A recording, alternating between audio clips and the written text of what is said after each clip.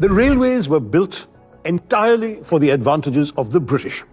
The official minute by the then Governor General, Lord Dalhousie, in proposing bringing railways to India, actually laid out very clearly that what they wanted was, number one, a means to have an easier access to the hinterland, to extract raw materials, bring them to the ports, to ship them to England. It was part of the loot. And the secondary purpose would be to be able to send troops into rebellious portions of the country in order to quell them more easily. That was it. It was entirely about colonial extraction and colonial suppression. It had nothing to do with the benefit of the Indians, number one.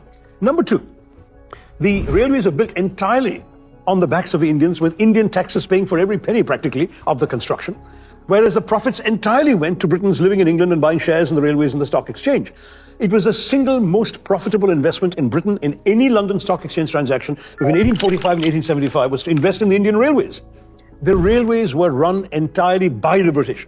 Indians did not even benefit in terms of employment, from the lowliest ticket collector to the substation masters.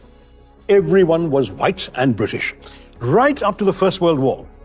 That's when a lot of young British men got killed in the trenches in Europe, and they suddenly needed to hire people, so they started hiring Indians, and mainly Anglo-Indians. And the routes were designed for British colonial purposes and were not designed to help, for example, Indian passengers to move.